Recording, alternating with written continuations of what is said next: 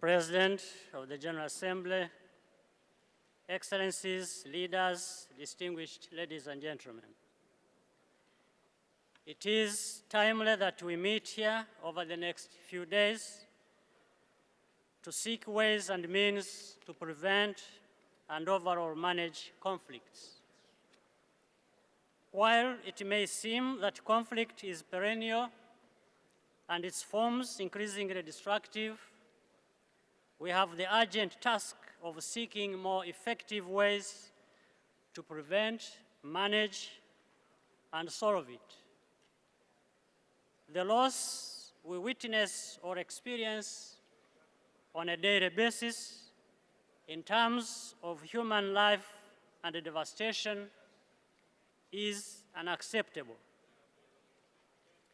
Additionally, at a time when wide-scale poverty robs too many people of realizing their full potential in life, conflict also detracts us from development. We might ask ourselves why, after decades of efforts to rein in conflict on a global scale and foster multilateral cooperation for sustainable peace, the results are still not where they should be. The reasons for this are several and multifaceted. Namely, one, we must appreciate that many conflicts are caused when people are or feel excluded from full participation in the affairs of their country, particularly around issues that affect their everyday lives.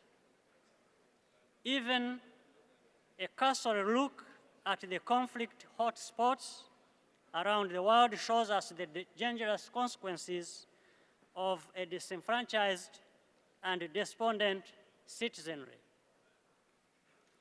Durable solutions can only come from an inclusive approach to both politics and development.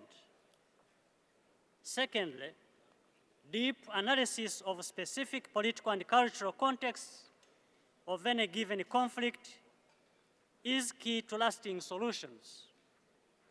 Too often, the inclination is to parachute into a situation with ready-made answers based on superficial examination of the conflict's dynamics, doing considerably more harm than good, despite the good intentions. There is no one-size-fits-all remedy, and these issues are complex and should be approached as such for the best possible outcome. Thirdly, the interlinkages between conflict and development are often overlooked. If we are looking for peaceful ways to resolve and prevent conflicts, then promoting development tops the list. The stakes are high. A civil conflict costs the average developing country about 30 years of GDP growth, and violence can easily spill over borders, threatening hard-won progress. Since security and development cannot be achieved without each other, we all have to play our roles, from the average citizen to government leaders to global institutions like the United Nations, to find inclusive solutions for lasting peace and prosperity.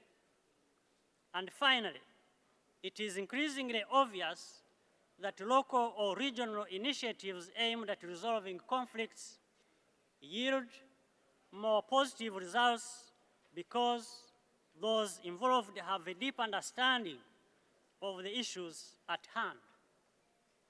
Their proximity to the conflict makes them more invested in a comprehensive resolution and enables the necessary support for whatever process is agreed upon. We need to seek these initiatives, to see these initiatives strengthened. We should be highlighting root causes as we address conflicts. Mr. President, in the 50 years of our independence and membership of the United Nations, Rwanda has lived through conflicts. Our country was destroyed by political exclusion and subsequent genocide. Over the last 18 years, we have been able to rebuild the country through policies that include all citizens in governance processes and by applying homegrown conflict resolution and development mechanisms. While our experience with the United Nations since becoming a member has been a mixed one, it has taken on a positive trajectory in recent years, and we are optimistic that it will remain so. The history of how conflicts have been handled in Rwanda, and indeed in our region, however, shows that improvement is needed. It is our obligation to point this out, not to be critical, but because we subscribe to the ideals and principles on which the United Nations was founded. We can and should do better.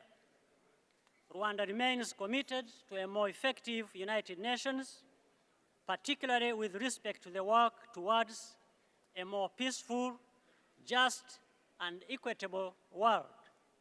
We shall continue to contribute towards various programs for development and peace, from our role in promoting the Millennium Development Goals and supporting the Broadband Commission for Digital Development, to our troops participating in peacekeeping missions.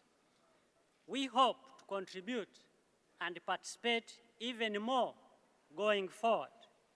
Let me conclude by saying that although the challenge to better prevent and resolve conflict may seem daunting, it remains ours to take on.